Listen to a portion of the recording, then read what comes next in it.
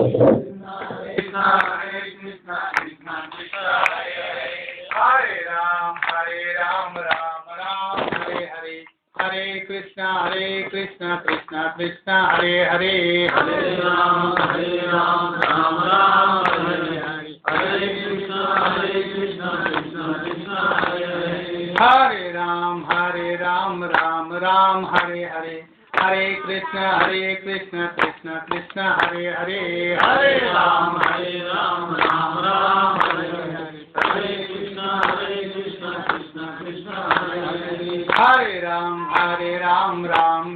हरे हरे हरे कृष्ण कृष्ण कृष्ण हरे हरे हरे राम राम हरे हरे हरे कृष्ण कृष्ण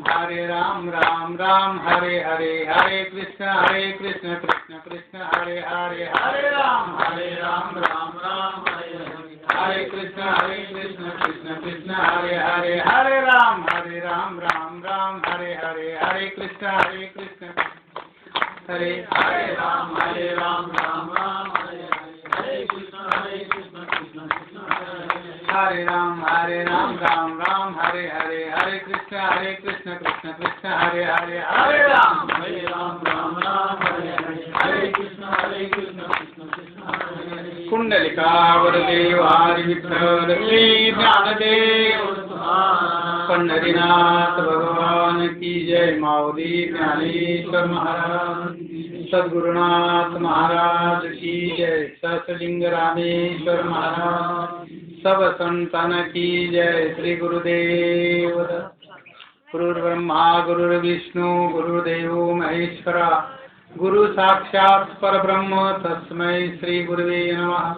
मूकं करोति वाचालं पंगुं लंघयते गिरिं यत्कृपातमं वन्दे परमानन्दमाधवम्।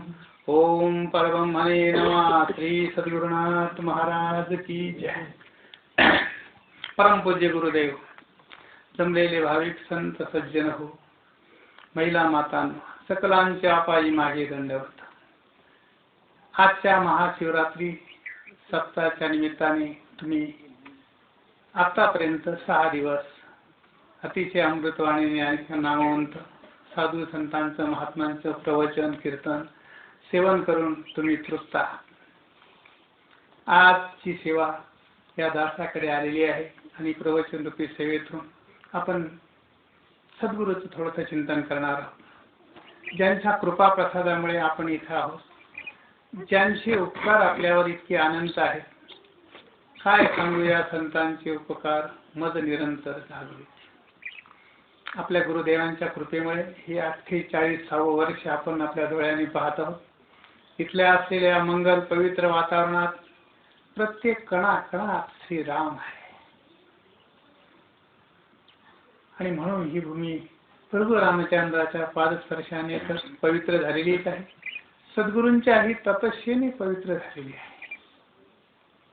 म्हणून आजचा हा जो सोहळा आहे आपण हे पाहतो, हे सगळे त्या सद्गुरूंच्या कृपेचं फल आहे। नाहीतरी संतांची कृपा अलौकिक असते, ती कळण्यासाठी आपण फक्त नम्र साधक असावा लागतो, नम्र जीव असावा लागतो। आणि जोपर्यंत आपण नम्र आहोत, भाविक आहोत, श्रद्धाळू आहोत, तोपर्यंत ज्ञान होतो। श्रद्धेने परमार्थ करता येतो आणि श्रद्धाहीन मनुष्याला परमार्थ करता येत नाही। म्हणून भगवान गीतेमध्ये सुद्धा सांगतात, श्रद्धावान लभते ज्ञानम तत्परा संयते इंद्रिये। ज्ञानम लब्धा परा शांती अचिरेण अधिगच्छति। परम शांती पाहिजे असेल तर श्रद्धा ठेवावी। श्रद्धा म्हणजे आत्यंतिक विश्वास। सद्गुरूवर आत्यंतिक विश्वास ठेवा, त्या प्रभूवर आत्यंतिक विश्वास ठेवा, शास्त्रावर इतका विश्वास ठेवा की शास्त्र हेच आपले मार्गदर्शन करतात। सद्गुरूने सांगितलेली गुरु प्रचिती आहे, शास्त्राने सांगितलेली शास्त्र प्रचिती आहे आणि आपल्याला स्वतःला आलेली ती आत्मप्रचिती आहे। तिन्ही प्रचिती एकत्र जुळल्यावर मग आनंद होतो। भगवान सांगतात, भगवंताला आपल्या भक्ता इतका कोणी प्रिय नाही। भगवान शिव ध्यान करीत आहे, तपश्चर्या करीत आहे आणि म्हणून ते सर्व जगाचे आदी आहे। म्हणून आदिनाथ गुरु सकळ सिद्धांत। भगवान शिवांच्या साठी प्रभू रामचंद्रांनी येथे सेवा केलेली आहे, प्रभू रामचंद्राची स्थापना केलेली आहे, प्रभू रामचंद्राने शिव स्थापना केलेली आहे, म्हणून सहस्रलिंग रामेश्वर. या पवित्र स्थळावर आल्यानंतर आपल्यातलं मनुष्यत्व जाग होतं, मनुष्याला देवत्व निर्माण करता येतं. असं ही संतांची कृपा आहे आणि त्यांच्या कृपेमुळेच आपण हे सर्व भक्तीचं साम्राज्य उपभोगत आहोत. आणि यासाठी आपण संतांवर नितांत श्रद्धा ठेवावी लागते. श्रद्धा असल्याशिवाय जगात कुठलाही कार्य यशस्वी होत नाही. परमार्थ यशस्वी होण्यासाठी फक्त श्रद्धेची गरज आहे. आणि ती श्रद्धा आत्यंतिक निर्माण व्हावी यासाठी सत्संग आहे, कीर्तन आहे, प्रवचन आहे, सप्ताह आहे, पूजन आहे, हे सर्व त्यासाठीच करायचं आहे. आपल्या अंतःकरणातील श्रद्धा वाढावी आणि श्रद्धा वाढवल्याशिवाय आपल्या चित्ताचा मल विक्षेप आवरण दोष जात नाही. शास्त्रकार सांगतात चित्तामध्ये दोष आहेत आणि म्हणून आपल्याला जसं पाहिजे तसं परमार्थाचं दर्शन यथार्थ घडत नाही. याचं कारण चित्तामध्ये 3 दोष आहे. शास्त्रकार सांगतात मल, विक्षेप आणि आवरण. मल नावाचा जो दोष आहे ना, आत्यंतिक अनेक जन्मात यापूर्वी आणि आपल्या पूर्व आयुष्यात केलेल्या पाप कर्माचं ते फल म्हणजेच मलदोष आहे. आणि त्या पाप कर्मातून, दुष्कर्मातून मुक्त होण्यासाठी संतांची सेवा करावी, शास्त्राची सेवा करावी आणि संतांना शरण जावं. हेच त्यावर मलदोष निर्माण नाहीस होण्यासाठी, मलदोषाचा नाश होण्यासाठी हा उपाय आहे. म्हणून सद्ग्रंथाचं, सत्शास्त्राचं श्रवण करावं, संतांवर विश्वास ठेवा, संतांची सेवा करावी, संतांनी सांगितल्याप्रमाणे परमार्थ साधन करावं. हा मलदोष जाण्यासाठी मार्ग आहे. विक्षेप नावाचा दुसरा दोष आहे. विक्षेप म्हणजे अत्यंत चंचलत्व आहे. तुम्हाला सर्वांना माहित आहे की मन अतिशय चंचल आहे. गीताकार भगवान सुद्धा अर्जुनाला उपदेश करीत असताना अर्जुन सुद्धा सांगतो भगवंताला, चंचल आहे मन कृष्णा प्रमाती बलवत दृढम, की भगवंता मन फार चंचल आहे. कारण मन हे अनादि संस्काराने बनलेलं असतं. जीवाच्या खाली असलेले संस्कार अनेक मनुष्य जन्मातील आहे आणि अनेक मनुष्य जन्म यापूर्वी आपल्याला प्राप्त झालेले आहेत. आणि त्यातील ज्या कर्माचं फल आहे ते आपल्याबरोबर असतं. पापात्मक कर्म, पुण्यात्मक कर्म, सर्व कर्माचं फल मनामध्ये साठवलेलं असतं आणि त्यातून हे मन चंचल बनलेलं असतं. म्हणून संत आपल्याला सद्गुरू शिकवतात, जे दोष आहेत, विक्षेप दोष, ते चंचल मन स्थिर करण्यासाठी एकच उपाय आहे, नामाचा अभ्यास करणे. म्हणून सद्गुरू दयाळू होऊन आपल्याला उपदेश करतात. ब्रह्मबीजाचा उपदेश करतात, बीज मंत्राचा उपदेश करतात, महावाक्याचा उपदेश करतात आणि मग त्या महावाक्याच्या योगाने मन स्थिर होण्यासाठी त्या नामाच्या योगाने, त्या नामाच्या साधनेने, नामाच्या चिंतनाने, नामाची एकरूप झाल्यानंतर साधकाच्या ठिकाणी ते विक्षेप दोष कमी होतो. जगात कितीही फिरलं ना तर विक्षेप कमी नाही होत. जगात मन स्थिर करण्यासाठी कोणाजवळही काही उपाय नाही. जगात कोणाजवळ काहीच उपाय नाही, फक्त सद्गुरूजवळ उपाय आहे. आणि सद्गुरू नामाच्या आधारे मनाचं संयमन करण्याची प्रक्रिया शिकवतात आणि मन स्थिर झाल्यावर जगात दुःखाचा पत्ताच राहत नाही. म्हणून शास्त्रकारांनी सुद्धा म्हटलं आहे, सर्व सिद्धीचे कारण मन करा रे प्रसन्न.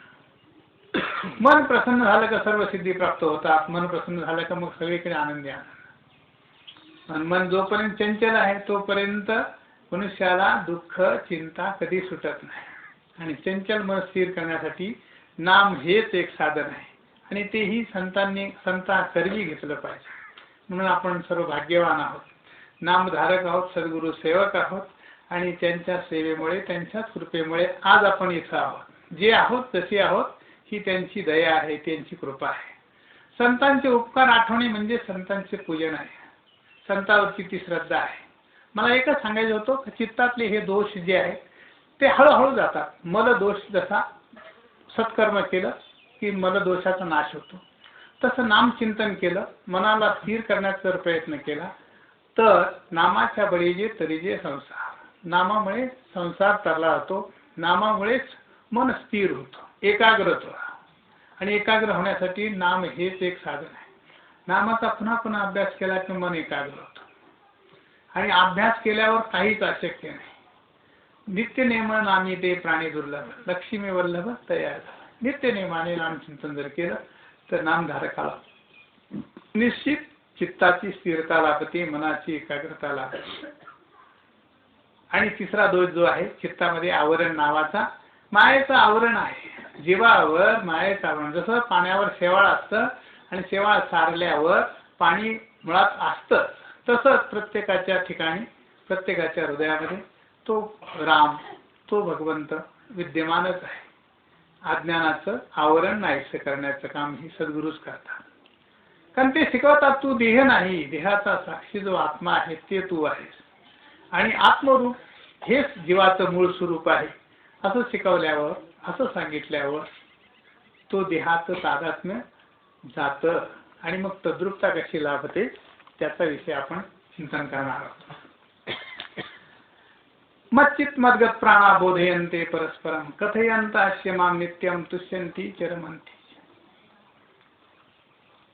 भगवंताने या भगवद्गीतेतील हा 10व्या अध्यायातील 9वा श्लोक आहे. त्या श्लोकावर आपण थोडंसं चिंतन करणार आहोत. भगवंतांनी जसं विभूती योगामध्ये हा 10व्या अध्याय भगवंतांनी आपली विभूती सांगितलेला, आपला प्रभाव कशात आहे, आपलं तेजस्वी पण कशात आहे, आपला महिमा कशात आहे, वेगवेगळ्या रूपाने सांगत असताना अनन्य भक्ताचे भगवंताला इथं स्मरण झालं आणि म्हणून भगवंताने वर्णन केले माझे भक्त कसे असतात आणि माझे भक्त काय करतात. माझे भक्त कसे असतात, माझे भक्त काय करतात त्याचं वर्णन केलेलं आहे. मच्चित मद्गत प्राणा बोधयन्ते परस्परम कथयन्तास्य मां नित्यं तुष्यन्ति च रमन्ति. माझे भक्तांच्या चित्तामधला विषय मी येत असतो. माऊलीने वर्णन करताना सोपं भाषेत सांगितलं, चित्ते मीच झाले, प्राणो झाले, जीवो मरो विसरले बोधाची आभुली. चित्ताच्या ठिकाणी माझाच विषय आहे. आपल्या चित्तामध्ये संसार असतो बघा, आपल्या चित्तामध्ये जगताचा चिंतन असतं, जगताची चिंता असते, देहाची चिंता असते आणि म्हणून दुःख होतं. जगाची चिंता करतो म्हणून दुःख आहे, देहाची चिंता करतो म्हणून दुःख आहे. कारण देह ही मिथ्या आहे आणि जगत ही स्वरूप मिथ्या आहे. नव्हे देह ही भ्रमाने मी आहे असं म्हणतो, जगत ही भ्रमाने तयार होतो, कल्पनेने तयार होते. कल्पना एक दिवस नाश पावते आणि म्हणून कल्पना जिथे आहे, भ्रम जिथे आहे तिथे दुःख आहे. सोप्या भाषेत महाराज सांगतात, आपला तो एक देव करून घ्यावा, तेने विना जीवा सुख नव्हे. सुखरूप व्हायचं असेल तर परमात्म्याचं स्मरण करा, परमात्म्याची एकरूप व्हा, त्या हृदयात असलेल्या परमात्म्याला जाणा, त्याच्याशी एकरूपता साधा, हा सुखाचा मार्ग आहे. सुखरूप अवस्था एकच आहे. मी नेहमी म्हणत असतो सुख 2 ठिकाणी आहे. सुख वसे एके ठाई बहुपायी संतांच्या पायाजवळ सुख आहे, संतांच्या ज्ञानाजवळ सुख आहे, संतांच्या विचाराजवळ सुख आहे, संतांच्या सहवासाजवळ सुख आहे, संतांच्या संगतीत सुख आहे. तात्पर्य सुखाचे ते प्रतिबिंब आहे, प्रत्यक्ष सुखाचीच घोसुली आहे, सुखरूप आहेत संत आणि म्हणून संतांना शरण जावं लागतं. तर सुखरूप अवस्था त्यांच्याजवळच आहे, तेच फक्त सुखरूप असतात. कारण ते सुखरूप असलेल्या परमात्म्याचं निरंतर चिंतन करीत असतात, अखंड चिंतन करीत असतात. म्हणून त्यांच्या नखशिखांत भगवंताचं भजन चालू असतं. अहो देहाचा अहम गेला का मग सोहम समजतो आणि सोहम हे जीवाचं मूळ स्वरूप आहे. ते तू आहे, ते ब्रह्म मी आहे. तू स्वतः ब्रह्म आहेस, ती मन संकल्पे जग मानतोसी. सत्यवचन मानिजे शास्त्रकार सुद्धा सांगतात की प्रत्येक जीव हाच ब्रह्म आहे म्हणा, परंतु तो तसं चिंतन करीत नाही. मी ब्रह्म आहे असं चिंतन करीत नाही, मी ब्रह्म आहे असं मानत नाही, मी ब्रह्म आहे असं जाणत नाही, मी ब्रह्म आहे असं सत्य वाटत नाही. म्हणून सुखाचा शोध लागत नाही, जाणत नाही, म्हणत नाही, त्याचं चिंतन करत नाही. म्हणून सद्गुरू दयाळू आहेत आणि मग ते शिकवतात की बाप्पा तू देह नाही, देह ज्याच्यामुळे चालतो त्या सत्तेला, त्या शक्तीला देव असं म्हणतात आणि तो देव हृदयाकाशात विद्यमान आहे, तुझ्या देहात विद्यमान आहे. उलट तो विद्यमान असल्याचा पुरावा त्याच्या कार्यावरून समजतो. प्रत्येक गोष्टीत कारण नेहमी अदृश्य असतं आणि कार्य दृश्य असतं. जगत हे त्या परमात्म्याचं कार्य आहे म्हणून दृश्य आहे. परमात्मा या जगात दिसत नाही, कारण तो दिसण्याचा विषयच नाही. खरं म्हणजे जर जी वस्तू दिसते ना तिला स्थला काळाचा भेद आहे. जी वस्तू दिसते तिला स्थळ काळ मर्यादेनुसार त्यात बदल होतो. जसं आपला देह आहे बघा, दुसरीकडे पाहण्यापेक्षा आपण लहानपणी कसं होतो, बालपणी, तरुणपणी कसा असतो, म्हातारपणी कसा असतो, त्याच्यात बदल होतो. आणि ज्या गोष्टीत बदल होतो तिला स्थळा काळाचं बंधन आहे. आणि परमात्मा तर सर्व व्यापक आहे, तो विश्वनाथ आहे, विश्वंभर आहे. आणि मग सर्वत्र व्यापक असलेली शक्ती दृश्य असून चालणार नाही. म्हणून परमात्मा ज्ञानोबा सांगतात त्याप्रमाणे आहे. परमात्म्याचा सांग अव्यक्त निराकार नाही ज्या आकार जेसनी चराचर आहे. तो अव्यक्त आहे, निराकार आहे, सर्व व्यापक आहे. आणि व्यापक आहे म्हणूनच जग चाललंय. मी नेहमी म्हणतो कारण दिसत नाही, कार्य दिसतं मात्र. जसं देह हे कार्य आहे त्या आत्म्यात, त्या परमात्म्याचं, आणि म्हणून दृश्य आहे, म्हणून देह काम करतो. भगवान तर गीतेमध्ये आणखी सांगतात मया अध्यक्षेन प्रकृती सुयते सचराचरम. भगवान म्हणतात मी या सृष्टीचा जगाचा अध्यक्ष आहे, विश्वाचा मालक आहे. मी आहे म्हणून माया कार्य करते, म्हणून जगताचं कार्य चालू आहे. तुम्ही आपण इथे जमलो हे सुद्धा त्या भगवंताच्या अध्यक्षतेमुळे आहे. मायेचं कार्य आहे. देह कार्य करतो, देह ही मायेचंच कारण आहे. म्हणून महाराजांनी सांगितलं आपलं कार्य कसं दिसतं ते सांगण्यासाठी. चाले हे शरीरा कोणाच्या सत्ते कोण बोलविते हरी विन. देखवी ऐकवी एक नारायण तयाचे भजन चुकू नका. ज्याच्यामुळे पाहता येतं, ऐकता येतं, बोलता येतं, ज्याच्यामुळे शरीर चाललं आहे त्या सत्तेला, त्या शक्तीला देव असं म्हणतात, परमात्मा असं म्हणतात. आणि तो परमात्मा आत विद्यमान आहे, पण तो अदृश्य आहे. तो परमात्मा अदृश्य आहे. कारण मी नेहमी म्हणतो कारण सुप्त असतं, गुप्त असतं. जसं मी व्यवहारात तुम्हाला एक उदाहरण देतो. आता हा माईक चालू म्हणजे याला लाईन लागते का नाही? तर लाईन जर गेली तर माईकचा आवाज बंद होतो, तुम्हाला माहित आहे. मी असं विचारतो तुम्हाला, लाईन गेली ती तुम्ही डोळ्यांनी पाहिली का? जी लाईन गेली ती पाहिली का? मग कशावरून सांगितलं गेली म्हणून? आणखी आवाज, आणखी विचार करा. बाकी दिसली नाही, लाईन दिसली, पण लाईनचं कार्य माईक होतं ना, आवाज यायचं. ते तुम्हाला त्याच्यावरून, त्या कार्यावरून कारण समजलं, कार्यावरून कारणाचा तपास लागला. तसंच आहे, ज्या अर्थी आमचा देह चालला आहे ना त्या अर्थी परमात्मा आत विद्यमान आहे. समजा एवढ्यासाठी सांगायचं. आज चैतन्य आहे, तो परमात्मा आहेतच, मुळात विद्यमान आहे. तैसा हृदया माझी मी रामू आजचा सुर सुखाचा आराम माऊली म्हणतात. आणि माऊली म्हणतात, संत म्हणतात, याचा अर्थ संतांची वाणी अमृतवाणी आहे, संतांची वाणी पवित्र आहे, संतांची वाणी सत्य आहे. आणि म्हणून सत्यावर विश्वास ठेवा. त्यांच्या वाणीत बदल नाही व्हायचं. त्यांनी सांगितलं ना त्याप्रमाणे. तैसा हृदया माझी मी राम, विद्यमान राम आत विद्यमान आहेच. तो जाणण्याची प्रक्रिया आपल्याला संत शिकवतात, सद्गुरू शिकवतात. आणि म्हणून सद्गुरूला शरण जावं लागतं, म्हणून संतांना शरण जावं लागतं.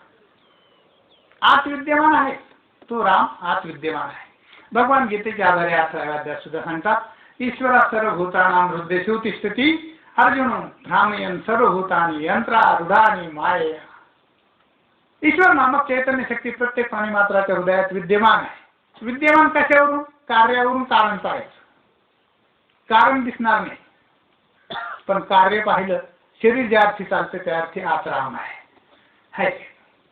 आपल्या इंद्रियात सामर्थ्याने तुम्हाला सांगतो, डोळ्याला पाहता येत नाही, कानाला ऐकता येत नाही. कानाद्वारे ऐकतो, डोळ्याद्वारे पाहतो, इंद्रियाद्वारे आपण सर्व जगाचा उपभोग घेतो. परंतु आत विद्यमान चैतन्य आहे म्हणून एकदा का चैतन्य निघून गेलं मग या देहाचं काही महत्व नाही, इंद्रियाचं सुद्धा काहीच महत्व नाही. मग इंद्रियाचा अभिमान धरायचं काही कारण आहे, देहाचा अभिमान धरायचं काही कारण आहे? देहच मिथ्या आहे ना, मग देहाचा अभिमान सुद्धा मिथ्याच आहे. आणि म्हणून तर ते आम्हाला कळत नाही, अज्ञान आहे, भ्रमाने कळत नाही. देह जर मिथ्या आहे, देहाचा अभिमान मिथ्या आहे, मग देहाचं कार्य तेही मिथ्या आहे. पण आत्मवस्तू फक्त सत्य आहे. ती जी ईश्वर नामक चैतन्य शक्ती प्रत्येकात विद्यमान आहे ना, भगवान स्वतः सांगतात तमेव शरणं गच्छ सर्वभावेन भारत तत्प्रसादात् तत्पराम शांतीं स्थानं प्राप्स्यसि मा शाश्वतम्. ती ईश्वर नामक चैतन्य शक्ती आज हृदयात विद्यमान आहे. त्या शक्तीला सर्व भावाने शरण जावं आणि ते सर्व भावाने शरण जाण्याची प्रक्रिया, किल्ली, त्यावरचा उपाय संतांनाच माहित आहे. सद्गुरूलाच फक्त माहित आहे. सद्गुरू वाचूनी सोय धरावे ते पाय आधी आधी आधी आधी आधी आधी आधी आधी इतक्या आधी मरायच्या आधी. मरण येईल मग काही धरून उपयोग नाही. मरायच्या आधी इतक्या आधी धरा म्हणजे तातडी करा, लवकर लवकर धरा. सद्गुरूचे पाय लवकर लवकर धरा, सद्गुरूचं स्मरण लवकर लवकर करा. खरं सांगा, एक ब्रह्मव्यक्ता पुरुष या पृथ्वीवर येण्यासाठी कोट्यावधी जन्माचं पुण्याई असते. एक ब्रह्मनिष्ठ पुरुष तयार व्हायला कोट्यावधी जन्माचं पुण्य असतं म्हणजे तेव्हा एखादा परमात्मा तयार होतो. आणि अशा सर्वश्रेष्ठ असलेल्या सद्गुरूच्या पायाशी आम्ही आहोत याची आठवण ठेवली पाहिजे. चंदनम वने साधू नाही सर्वत्र. साधू नाही, साधूचे रूप फार पाहायला मिळते, साधू नाही मिळत. सद्गुरूचे रूप फार पाहायला मिळतात, सद्गुरू नाही मिळत. आणि म्हणून त्यांनी सांगितलेल्या मार्गाप्रमाणे आपण अनुसरण करतच राहावं. आणि करत राहण्यासाठीच हे चाललं आहे. हा सत्संग सुद्धा त्यासाठीच आहे. पण प्रत्येकाने ते निष्ठेने जर केलं तर फळ मिळतं. निष्ठेने केलं तर फळ मिळतं. दररोज आठवावं लागतं आपल्याला. जेवढा दृश्य पसारा आहे ना, आपण हा पसारा आपल्या कल्पनेने निर्माण झालेला आहे. मी आणि माझं हे कल्पनेने तयार झालेलं आहे. आपा कल्पना खोटी असते. हे सगळं स्वप्नवत आहे. म्हणून त्याचा अहंकार टाकावा. आणि तर टाकल्याशिवाय ते तत्व कळत नाही. याचा अहंकार गेल्याशिवाय त्याचा देह संबंधीचा अहंकार, दृश्य जगाचा अहंकार जात नाही. तोपर्यंत जगदीश्वराचं दर्शन नाही. जगत मिथ्या आहे कळलं पाहिजे, देह मिथ्या आहे कळलं पाहिजे, जाणलं पाहिजे. आणि त्या जर जाणलं तर आपल्याला चिंतनाचा दुसरा मार्गच नाही. मग ब्रह्मचिंतनच करू आपण. जर कळलं की हे सगळं नश्वर आहे आणि खरोखर नश्वर आहे. दृश्य जगत नश्वर आहे. आपण काल नव्हतो, आज आहे, उद्या राहणार नाही. नश्वर आहे. त्या गोष्टी आधी अंत नाही, ती गोष्ट नश्वर आहे. जी गोष्ट अनादी काळापासून चालत आलेली तीच फक्त आज विद्यमान आहे आणि तीच पुढेही राहणार आहे. मी असं आपण प्रत्येकाने जर असं मनाचा विचार केला, आपण जन्माला येण्याच्या आधी जग होतं का हो? करा विचार थोडा. आपण जन्माला येण्याच्या आधी जग होतं का? होतं का नाही? होतं का? म्हणजे आपण आलो याचा काहीही या जगाला फायदा नाही. आपण नसताना जग होतो. आपण आहे तरी जग आणि आपण गेल्यावर आहे. आपला काय उपयोग? आणि आपल्याला काय वाटतं मग मी आहे म्हणून? काही जगाच्या व्यवहाराशी काही संबंध नाही आपला. आया वैसा गया रे भाई, ज्या मुख्य राम नाम नाही व कछु काम नाही. कारण महाराज म्हणतात काय तुम्ही आला तरी आला, जन्माला आला म्हणून काय झाला, तू गेला तरी जग आहे. कारण जगाचा नियंता परमात्मा विद्यमान आहे. हे त्याचं उत्तर आहे. तर ती परमात्मा शक्ती विद्यमान कालही होती, आज आहे, उद्या राहणार आहे. अनादी काळापासून चालत आहे. आणि तरी सुद्धा आपल्याला आपल्या देहाचा अहंकार होतो. तरी वाटतं हे माझं आहे. आपल्या असून जगाचं काही आडलेलं नाही, कधीच आडलं नव्हतं. तरी आपल्याला अहंकार होतो की मी आहे म्हणून चाललं. आपण असल्यावर काही चालत नाही. तो आहे सकळ जीवांचा करी तो सांभाळ तुझं मोकारेला आहे. तो परमात्मा वस्तू आहे. तीच परमात्मा वस्तू परमात्म रूपाने विश्वात आहे आणि आत्मरूपाने देहात आहे. आणि तिला जाणलं पाहिजे, कारण ते प्रत्येकाचं स्वरूप आहे. आणि तो परमात्मा जो आहे आत बसलेला, तो सच्चित आनंद स्वरूप आहे, सच्चिदानंद स्वरूप आहे, आनंद स्वरूप आहे. आणि तुम्हाला आपल्याला सर्वांना सुखाची, आनंदाची, परमानंदाची इच्छा आहे का नाही? आपण परमार्थ कशासाठी करतो? वेदांत शास्त्रकार सांगतात, नामदेव महाराज समोर आहे म्हणून, आत्यंतिक दुःखाची निवृत्ती व्हावी आणि परमानंदाची प्राप्ती व्हावी, ह्यासाठी परमार्थ साधन आहे. आणि परमानंद होण्यासाठी जे ज्याने परमानंद होईल त्या गोष्टी आपण केल्या पाहिजे. परमानंद ज्याने होईल त्या गोष्टी केल्या पाहिजे. तर सुरुवातीला आपण विचार मांडला की संता जवळ सुख आहे, संत आनंद रूप आहे, परमात्मा सुद्धा आनंद रूप आहे, परमात्मा सुद्धा सच्चिदानंद स्वरूप आहे. आणि म्हणून सर्व सुखाचे आगर बाप रत्मादेव. सर्व सुखरूप आहे असा परमात्मा आहे आणि सर्व सुखरूप आहे संत. संतांना शरण जाऊन परमात्म्याची प्राप्ती करावी म्हणजे परमानंदाची प्राप्ती होती. संपला. परमानंदाची प्राप्ती झाली पाहिजे. आपण काय करतो बघा, आपण काय करतो मग, आपण आपला कार्यक्रम वेगळा आहे आणि तोही संत सांगतात सायाची करशी दिलनेसी हरिशी नवसी कोणे आडणे. आपला कार्यक्रम असा जो दृश्य आहे, जो नश्वर आहे, तो प्रपंच रात्रंदिवस करतो, अखंड करतो नव्हे, अखंड त्याचं चिंतन करतो प्रपंचात आणि म्हणून दुःख होतं. मग सुखरूप होणे हे सुद्धा आपल्याच हातात आहे, दुःखरूप होणे सुद्धा आपल्याच हातात आहे. मग संतांनी जे सांगितलं तिकडे लक्ष दिलं पाहिजे. आणि संतांनी सांगितलं तुम्हाला जर सुखरूप व्हायचं तर असं करा. कसं करा, ब्रह्मचिंतन कसं करायचं ते सांगतात. मच्चित मद्गत प्राणा बोधयन्ते परस्परम कथयन्त क्षमाम नित्यम तुष्यन्ति चरमन्त. भगवान गीताकार सांगतात हे अर्जुना, माझे जे भक्त आहेत ना, मला जे आवडतात, अतिशय प्राणप्रिय आहे ना, त्या भक्तांच्या चित्ताचा विषय मी असतो. त्यांच्या चित्तात माझ्याशिवाय दुसऱ्याचा विचार नसतो. आपल्या चित्ताचा जर विषय तो झाला परमात्मा झाला, विषय झाला होता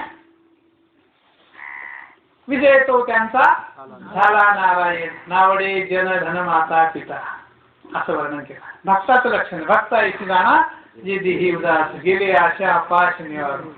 भक्ताचा लक्षणाचा विचार काय करायचा, कारण आपणही भक्त आहोत, आपल्याला असं आदर्श भक्त व्हायचं आहे. गेले आशा पाश निवारण. आशा पाश गेल्याशिवाय सुखरूप अवस्था नाही. म्हणून मच्चित मद्गत प्राणा बोधयन्ते परस्पर.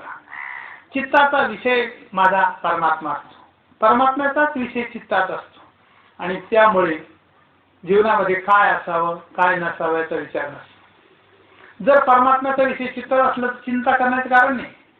चित्तात मध्ये दोन कार्यक्रम होतात, एक तर चिंता करता येते नाही तर चिंतन करता येतं. चिंता असली तर चिंतन नाही जमत आणि चिंतन करायला सुरुवात केली चिंता पळून जाते. चिंता केली तर दुःख होतं, चिंतन केलं तर सुख होतं. संत सांगतात वाहिल्या उद्वेग दुःखाची केवळ भोगणे ते फळ संचिताचे. आपण जितका उद्वेग करू, जेवढी चिंता करू तेवढं दुःख तयार होतं. संसाराची चिंता सोडून द्यावी लागते. बरं तुम्ही सांगा, संसार आपल्या मर्जीने होतो का? आपण म्हणू तसं होतो का? नाही होत ना. मग सोडून द्यावा का नाही?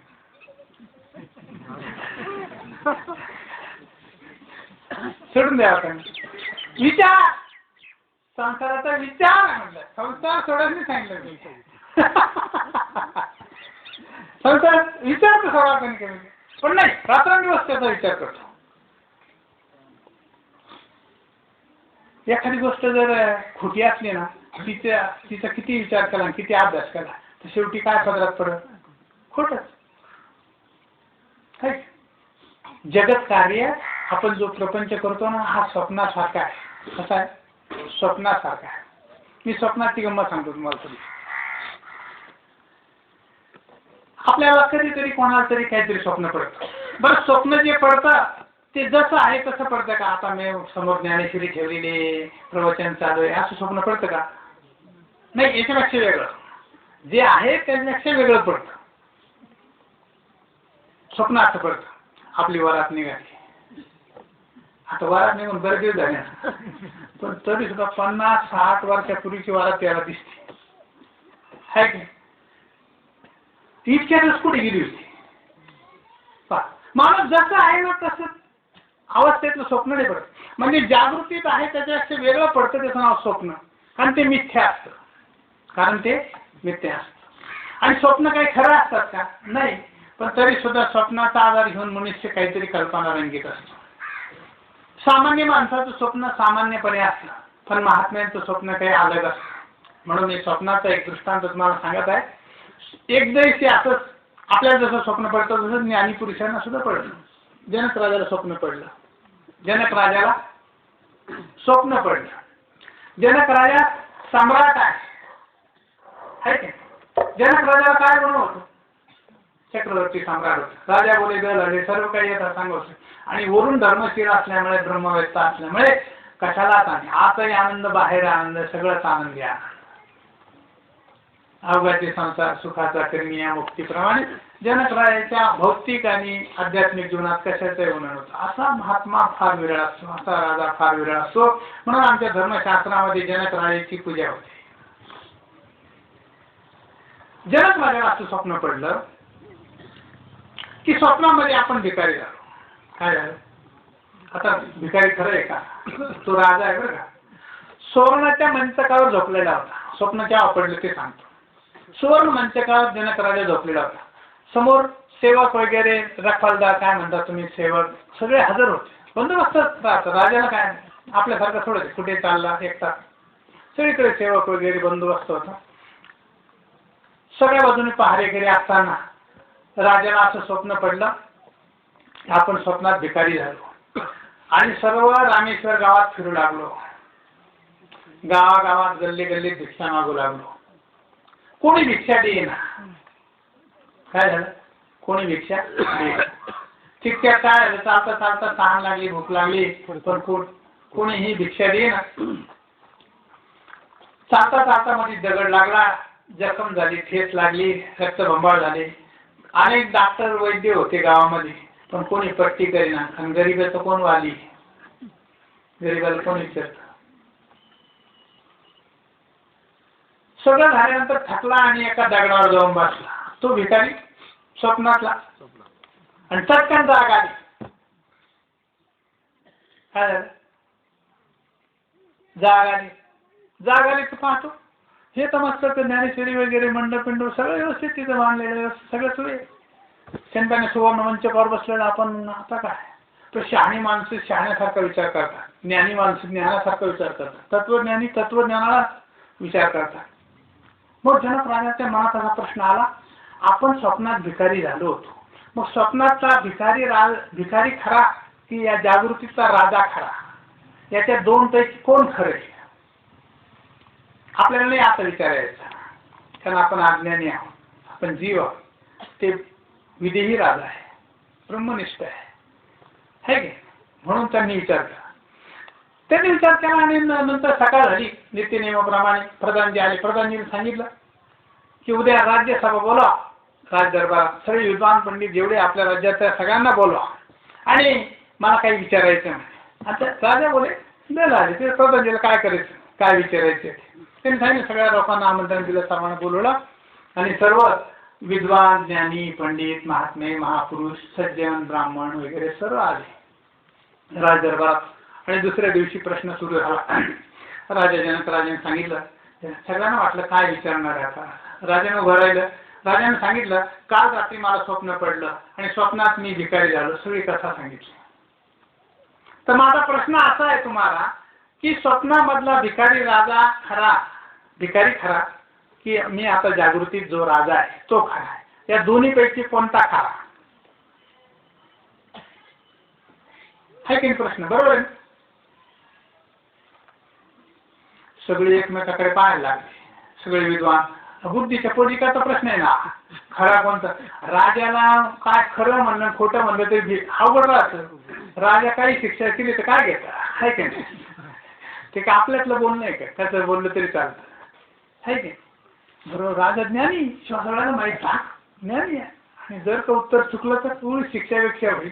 सगळेजण विद्वान एकमेकात तोंडात पोराट म्हणून आपल्याला समज कोणतं खरं म्हणायचं. हे खरं म्हणलं ते खोटं म्हणलं तरी चालणार नाही. आणि तुम्हाला माहिती, माणसाला कोणा कमीपणा केला किंवा द्वेष केला, मत्सर केला किंवा कमीपणा आपला सांगितला तर राजा काही शिक्षा करू शकतो. त्यामुळे सांगायचं कोणी सांगायला तयार नाही. शेवटी एक विद्वान होता पाठीमाग बसलेला. सगळे पुढचे आपल्या स्टेजवर होते, पण ते काय कोणाला सांगायचं धाडस होईना. एक जण माग होता, असता वक्र 8 ठिकाणी वाकडे होते, पण ज्ञानाने परिपूर्ण होते. सगळे विचार करून थक्क झाले. मग ते मागून म्हटले, आता शेवटी जनक राजा सांगितलं, माझ्या या दरबारात आणि एवढ्या मोठ्या ब्रह्मनिष्ठ पुरुषात, एवढ्या सत्पुरुषात, एवढ्या महात्म्यामध्ये एकही महात्मा नाही की माझ्या प्रश्नाचं उत्तर देऊ शकत नाही. त्यामुळे तुम्ही विद्वान नाही म्हणा, तुम्ही ज्ञानी नाहीतच म्हणा, तुम्हाला एका प्रश्नाचं उत्तर सांगता येत नाही. पण ते मागून आवाज दिला. आजच्या वगैरे म्हणले बरं आजकाल ते म्हणले बाकी सगळे बाजूला सरकले. त्यांनी समोर झाले की राजा स्टेजवर राहतात आहे का, जसं आता मी स्टेजवर तुम्ही खाली, तर ते हात जोडले नमस्कार करा, राजाला वंदन करा, कारण राजा देवाची विभूती आहे आणि हे तर ज्ञानी राजे. ते म्हणे काय महाराज सांगा मी प्रश्न. आधी केवळ सांगितलं काय नाही का, पण हे म्हणे प्रश्न विचारा. म्हणे असं मी स्वप्नात असं झालं ते परत सांगितलं, स्वप्नात भिकारी झालं वगैरे, ते खरं काय हे खरं एवढंच सांगायचं. तर यस नो यापैकी दोन्हीपैकी कोणतं खरं आहे. असा वक्र विद्वान माणूस विद्वान भेटला का ते आणखी विद्वत्ता चालते. ते म्हणतात ना, गरे गरे चिमेल घ्यायचं दो लाटा आणि शहाणे जरी दोघाला भेटले ते 2-2 बाता होता, तसा प्रकार. ते म्हणले राजे तुमचा जो प्रश्न आहे तुम्ही प्रश्न विचारणारे आहे, प्रश्न विचारणारा मोठा का उत्तर देणारा मोठा.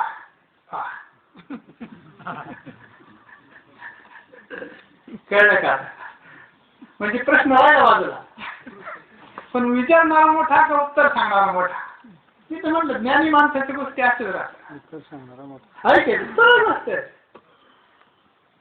मग उंच आसनावर बसून तुम्ही प्रश्न विचारता हे योग्य आहे का?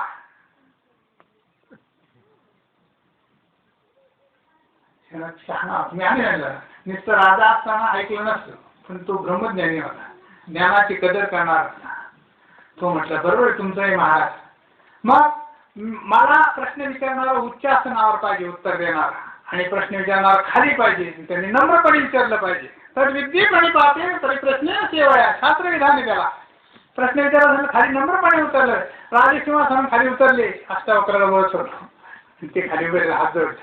आता सांगा प्रश्न पद्धत. तिने सांगितलं मला मी जो स्वप्नातला भिकारी झालो होतो ते स्वप्न खरं, स्वप्नातला जनक खरा, की आता जागृतीतला हा जो जनक राजा आहे तो खरा. आजच्या वक्र चांगला विचार करून म्हटले, स्वप्नात ज्यावेळेस तुम्ही भिकारी झाले ना, म्हणजे भिकारी झाले स्वप्न आहे, त्या स्वप्नापुरते स्वप्नातील भिकारी खरा आहे. काय उत्तर का? स्वप्नातील भिकारी स्वप्नापुरता सत्य आहे, आणि जागृतीत तुम्ही जो जनक राजा चक्रवर्ती सम्राट आहात ना, हे जागृती पुरतं सत्य आहे. एक तर दोन्ही खोटे आहे. पुढचं उत्तर त्याच प्रश्नाचं उत्तर. आधी सत्य सांगितलं, आता सांगितलं दोन्ही खोटे आहे. याच्याहून जो वेगळा जनक आहे तो सत्य आहे. आता काय ऐकायचं आणखी, पण हे सर्व समाज विद्वान मंडळी म्हणजे समजून सांगा हे कसं सत्य आहे. असं आहे म्हणे, देहा हा जो देह आहे त्याला 3 अवस्था आहे, जागृती, स्वप्न, सुषुप्ती, 3 अवस्था आहे. 3 अवस्था जेव्हा जागा असतो तेव्हा स्वप्न पडत नाही पहा, आणि जेव्हा स्वप्नात असतो तेव्हा जागृती कळत नाही. जागेपणात स्वप्न खोटं, जागे झाल्यावर स्वप्न खोटं, पण स्वप्नात असताना जागे पण खोटं. स्वप्न पडलं हे स्वप्न जर आपल्याला वाटायला लागला ना की भिकारी झाला, त्यावेळेस काही शंका येते का आपण चक्रवर्ती सम्राट मधूनच काय अशी शंका येते का? नाही. ती अवस्था जोपर्यंत चालू आहे स्वप्न अवस्था तोपर्यंत ते अवस्थेमध्ये काही बदल होत नाही. अज्ञान जोपर्यंत चालू आहे ना तो पण अज्ञानातच माणसाला सुख असतं. जेव्हा ज्ञान होईल तेव्हा अज्ञान वाटेल. तसंच आहे, जेव्हा जागृती होईल, जागर झाल्यानंतर कळतं स्वप्नातला हा जनक जो भिकारी झाला तो खोटा आहे, पण जागृत झाल्यानंतर कळतं, जागृती शिवाय नाही कळत. तसंच आहे राजा, तो स्वप्नातला जनक भिकारी खोटा, आता जो तुम्ही सम्राट आहात जागृतीत हेही खोटं. कारण तिसरी अवस्था सुषुप्ती म्हणजे गाढ निद्रा, आणि गाढ निद्रेच्या वेळेस माणसाला काय आठवतं? तुम्हाला काय आठवतं? राजा आहे का आठवल का, भिकारी आहे का आठवल?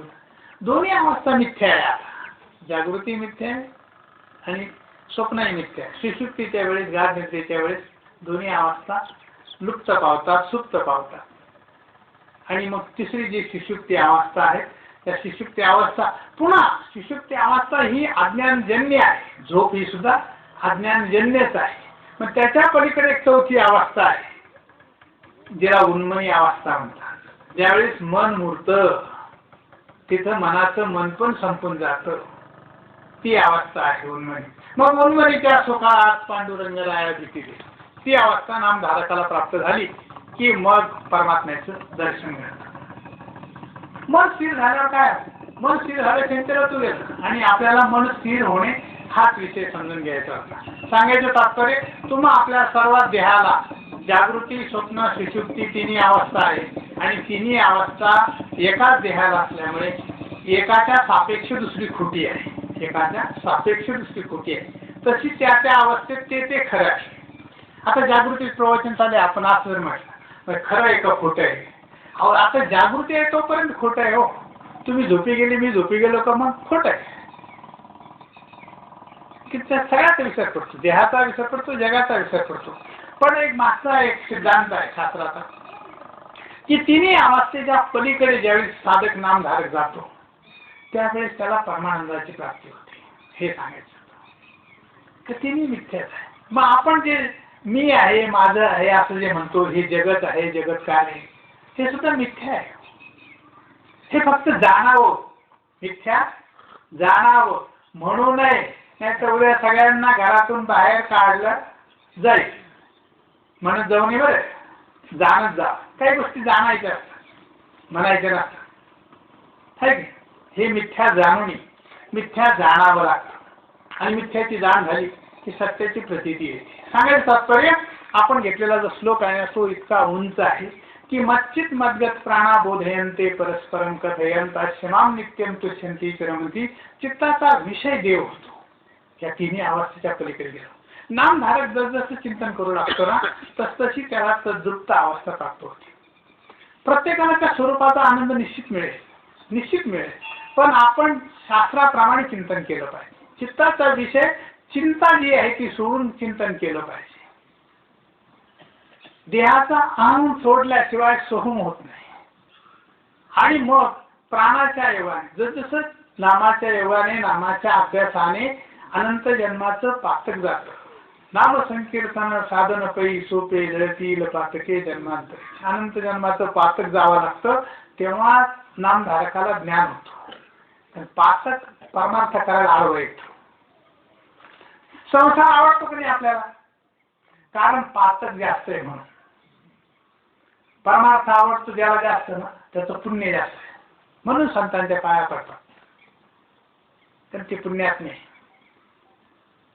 त्यांना देव आवडतो, आपल्याला संसार आवडतो, कारण पातक जास्त. आणि मग पातकाचा नाश करण्यासाठी उपाय सुद्धा संत सांगतात. नाम संकीर्तन साधन पै सोपे जळतील पातके जन्मांतरीचे. हरि उच्चाराने अनंत पापराशी जातील शिक्षण मात्र. अनंत जन्माचं पातक जाण्यासाठी नामाचा अभ्यास करावा लागतो, कारण नामाने काही मोक्ष मिळत नाही. नामाने पातक जातं आणि मग पातक गेल्यावर पुण्याच्या संस्काराने, सुकृताच्या संस्काराने जीवाला ज्ञान होतो, परमात्म्याचं ज्ञान होतो. ते ज्ञान म्हणजे जे परतत्वाचं ज्ञान आहे ते ज्ञान होतं. आणि त्या ज्ञानाच्या योगाने, त्या ज्ञानाचं, त्या स्वरूपाचं, जे परमात्म्याचं वर्णन केलेलं आहे त्या स्वरूपाचं साधक प्रत्येक प्राणाच्या योगाने संयमन करतो. अहम वाग्या सोहम वाग्या नगारा वाग्या. प्राणाने ज्यावेळेस साधक चिंतन करतो तेव्हा त्या सोहम स्वरूपाची अंतःकरणात प्रतीती येते. अहम गेल्याशिवाय सोहम स्वरूप प्राणाच्या योगाने लय पावतो. तुम्हाला आपल्याला सर्वांना माहीत आहे, आपला श्वासोच्छ्वास 21,600 वेळा चालतो. कधीपासून चालतो? कधीपासून चालतो श्वास? घेऊन जा बाबा.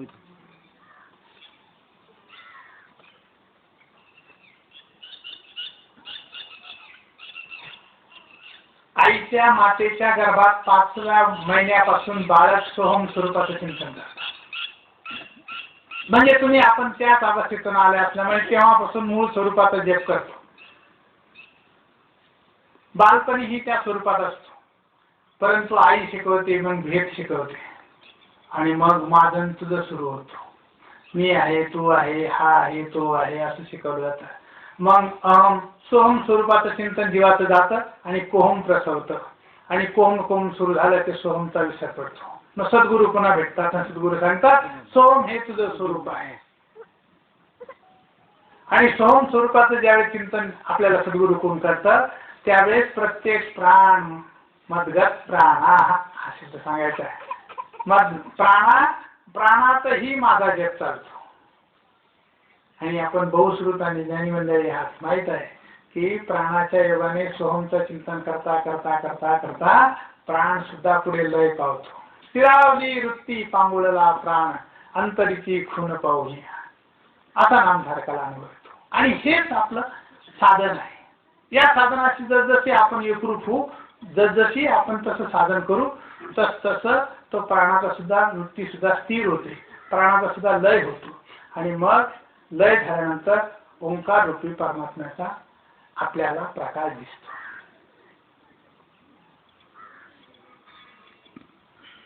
त्यावेळेस मदगत प्राणा हा शब्द संपतो. म्हणून भगवंतांनी ते जे सांगितलेलं जे वचन आहे ना ते वचन असंच आहे.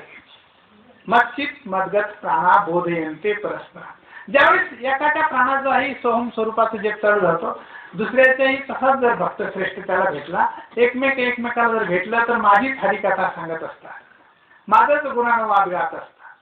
है की संसारी माणसाला भेटल्यावर काय म्हणतात, कस काय तुमचे कांदे, आमचे कधी झाले, तुमचे कधी झाले. है का संसारी संसार भेटले संसाराचा विचार करतात. पण परमार्थाला भेटले त्या पातळीचे भेटले तर तेच विचारतात, परमात्म्याचं चिंतन करतात, माझीच हरिकथा गातात. मदगत प्राणा बोधयन्ते परस्परम. एकमेकाला तो बोधच सांगत असताना बोधच घेत असतात. बोध सांगता सांगता सांगता सांगता इतके रंगून जातात की त्यांना वेळ कळत नाही. बोधयन्ते परस्परम कथयन्त अस्य माम नित्यम तुष्यन्ति च रमन्ति.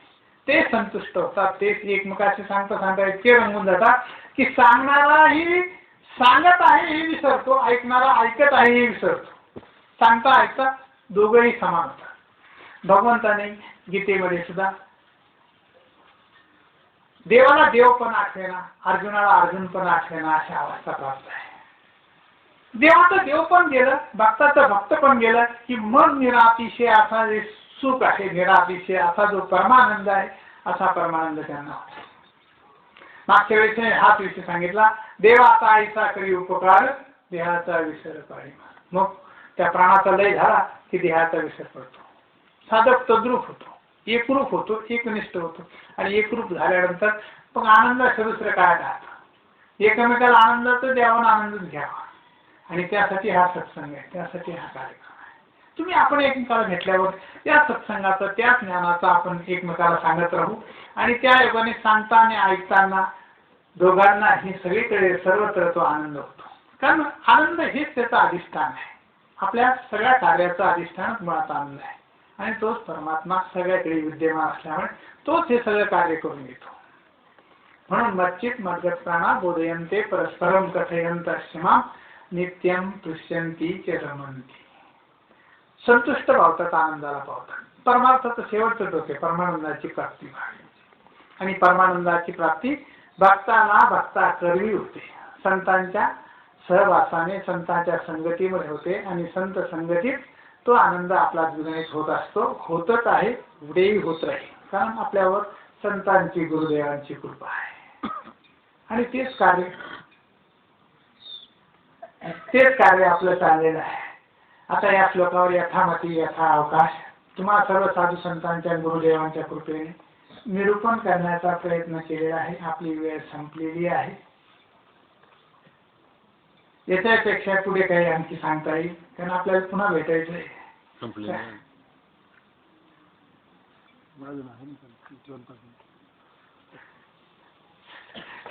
असू द्या. कसं असतं, अजूनही खूप सांगता येईल, तर तुमच्यासाठी 5 मिनिटं आणखी घेतो. तुम्ही म्हणले आहे थोडंसं काय, 5 मिनिटं सांग. एक दृष्टांत सांगायचं मला, बाकी काय. मग माझा वेळ संपला आणि तुम्हालाही सुट्टी. एक नगर होतं. त्या नगरामध्ये असा एक नियम होता. विचित्र काम असतात, काही काही गावाचे नियम वेगवेगळे असतात. त्या नगरात असा नियम होता बाबा काय, त्या गावात दरवर्षी नवा राजा निवडायचा. काय आयडिया तुमच्याकडे सरपंच वगैरे असं निवडतात, वाटून घेतात, 1 वर्ष तुम्ही 1 वर्ष तुम्ही, ते हा दृष्टांतिक नाही, हा वेगळा आमचा. त्या गावात असा नियम होता की दरवर्षी राजाचं इलेक्शन व्हायचं, म्हणजे निवडणूक व्हायची. पण राजा निवडला का त्यांनी राज्य करायचं, जसा करेल तसं, त्याच्या इच्छेप्रमाणे. चांगला असला तर चांगला राज्य करेल, सुविधा सत्संगात राहील, प्रजेचं कल्याण करेल वगैरे. पण सर्व झालं का 1 वर्ष संपलं का त्याला धरून सेवा काय करावी, सर्व अंग वस्त्र वगैरे सगळे उतरायचे आणि दूर अरण्यात नेऊन सोडायचं. असा कार्यक्रम होता. असा राजा निवडीचा कार्यक्रम तुम्ही पाहिला नाही, म्हणूनच आजचे दिवस सांगून देतो. राजा 1 वर्ष संपला ना सगळे हार बीर उतरून सगळे राजवस्त्र उतरून घ्यायचे, त्याला जंगलात सोडून द्यायचं. बरं सेवा करवी पाठवायचं, म्हणजे असं बळजबरी हुसकूनच द्यायचं, राज्यात परत यायचं नाही पुन्हा. विचित्र नियम होता, त्या नगराचा नियम होता. असे अनेक प्रत्येक जण एक राजा आले, 1 वर्ष काही लोक म्हणतात बरं 1 वर्षभर काय ना राज्य उपभोगायला मिळतं ना, काय. पण 1 वर्षानंतर जायचं, याचं ज्याला आठवण राहील तो चांगला राज्य करायचा. सरळ गोष्ट आहे का, कारण आपल्याला 1 वर्ष जायचंच, त्यामुळे चांगलं राज्य. सगळ्या लोकांना आनंद मिळाला पाहिजे, प्रजेचं चांगलं पालन केलं पाहिजे, सर्वांना सत्संगतात सुसंगतीत, कोणावर अन्याय होता कामा नये, कोणावर विनाकारण कर नको, लोकांना त्रास नको, या पद्धतीने राज्य सांभाळायचे. पण कसं जरी सांभाळलं तरी नियम ठरलेला आहे, जंगलात सोडून द्यायचं. ऐका थोडे 5 मिनिटं राहील. नंतर एक विद्वान मनुष्य होता, तो राजा. तर राजा आल्यानंतर मग त्याने तो धर्मशील असल्यामुळे त्याने धर्माचार्य जेवढे धर्मशील लोक आहेत त्यांचा सत्संग वगैरे यज्ञ वगैरे करून सर्व प्रजेला खुश करायचे, ब्राह्मण वगैरे सर्वांना, विद्वानांना सर्वांना विपुल धनधान्य देऊन, दक्षिणा देऊन सर्वांना खुश ठेवून त्यांनी काय तयारी केली. 1 वर्षामध्ये जो पण राज्य चाललं होतं ना, तो पण त्याला माहित होतं की 1 वर्षानंतर आपल्याला जंगलात सोडून देणार आहे. तोपर्यंत त्याने काय केलं, त्या जंगलामध्ये एक बंगला म्हणून ठेवला, राज्य तो पण. आणि तिथं शेवटचा काळ मस्त की भजन पूजन करता येईल अशा उद्देशाने त्याने तो बंगला वगैरे, एक मंदिर वगैरे बांधून त्याने जंगलात ठेवला. कारण राजा सत्तेवर असल्यावर काही करता येत माणसा, सत्तेचा वापर कसा करावा हा त्यातला महत्वाचा भोग आहे. तसंच तुम्ही आपण सुद्धा राजे आहोत. हा दृष्टांत कोणासाठी, तुम्ही आपण सुद्धा एक दिवस राजे आहोत, पण एक दिवस सगळं सोडून जायचं. सोडून जायचं तोपर्यंत चांगलं वागलं पाहिजे, सदाचाराने वागलं पाहिजे, सत्संगाने वागलं पाहिजे, कोणाचा द्वेष नाही केला पाहिजे, सकाळ दिवाण चाकरीतो सांभाळा तुझं नोकरीला यायची नाही, भगवंताचं कार्य केलं पाहिजे, भगवंताची एकरूप राहिले, भगवंताची सेवा केली पाहिजे, जनतेची सेवा केली पाहिजे. मग आपल्या आयुष्याचंही सार्थक होतं. कारण आपल्याला सुद्धा एक दिवस सगळं सोडून जायचं. हा नश्वरपणा टाळण्यासाठी हा दृष्टांत आहे. आणि तो वर्ष संपला त्या सद्गुणी माणसाचं, त्याला जंगल गेला तर तो हसत होता. शेवटी सगळे माणसं रडत होते, कारण शेवटी राज्य उपभोग झाला. त्यानंतर पातके करिता पुढे आहे पुसता, काय उत्तर देता होते या न्यायाप्रमाणे. प्रत्येक मनुष्याने जर पापाचरण केलं तर त्याला त्या पापाचा दुःख भोगावं लागत असतं. या सत्पुरुषाने मुळात सज्जन प्राणाने सर्व प्रजेचं पालन केलं आणि वनात गेल्यानंतर सुद्धा आपली पुढची तयारी करून ठेवली होती. त्यामुळे तो हसत होता. साधू संत महात्मे पुढच्या जन्माची किंवा अंतकाळाची सर्व तयारी करून ठेवतात. सत्संगात राहतात, सत्वचनात राहतात, अंतकाळीचे मामेव स्मरण मुक्ता केले म्हणून ते इथेही आनंदात राहतात, नंतरही आनंदातच राहतात. कारण ते नेहमी आनंदाचं चिंतन करतात. आपण दुःखाचं इथंही चिंतन करत असतो आणि इथंही दुःख, नंतरही दुःख होतो. ह्या दृष्टांतामध्ये एवढं सांगायचं की एक दिवस जसं त्या राजाला राज्यपद सोडावं लागतं तसं आपल्यालाही आपलं पद सोडावं लागत असतं. कारण एक दिवस जाय ना, नाशिवंत देह जाणार सगळं आयुष्य खातो काळ सावरा. आणि हा आपल्याला विचार करायचा सत्संगाच्या विचाराने आपल्याला हे कळतं. आणि आपण भाग्यवान आहोत, आपण संतांना शरण गेलो आहोत, संतांचं नाम आहे, आपण फक्त साधन आहे आणि साधन आपल्याला फक्त करायचं आहे. सगळं काही तयारीत आहे, पण केलं पाहिजे. करणं हे आपलं कर्तव्य आहे. नाही केलं तर नुकसान आपलं होणार नाही. सद्गुरूचं तर काहीच नुकसान होत नाही. संतांचं कधीच नुकसान होत नाही. नुकसान नेहमी जीवाचं होत असतं. मी नेहमी गावठी उदाहरण सांगत असतो. येळा भोपळ्यावर पडला तरी भोपळाच कापला जातो. उलटा जरी पडला, येळ्यावर भोपळा जरी पडला, भोपळ्यावर येळा जरी पडला, तर कापतो कोण? भोपळा. येळा कधी कापत? संत. तसं संतांचं काही नुकसान नाही. आपलं नुकसान. आपण नाही साधन केलं तर आपलंच नुकसान आहे. एवढं जाणार ठेवा. कोणासाठी काही करू नये, आपल्यासाठीच करा. म्हणून करा रे बापांनो, साधन हरीचे धनी करणेचे करू नका. आपलं आपलं साधने आपण करत राहो. करीतच आहात. तुम्ही ज्ञानी आहात, बहुश्रुत आहात. 48 वर्ष आपल्यासाठी तप झालेले आहे. त्यामुळे इथला प्रत्येक खडा ना खडा राम आहे, हे म्हणतो. आणि म्हणून गुरुदेवांच्या कृपेने आपल्यालाही सत्संगात राहतो. आपल्यालाही तो आनंद मिळत आहे. पुढेही मिळो आणि आपला सत्संग टिकून राहू. त्या स्वरूपाच्या ठिकाणी आपणही एकरूप राहू, एवढी सद्गुरूचरणी प्रार्थना करून 2 शब्द संपवतो. पुंडलिका वरदे पंढरीनाथ झालं. पुंडलिका वरदे श्री ज्ञानदेव तुकाराम पंढरीनाथ सद्गुरुनाथ महाराज की जय. गुरुदेव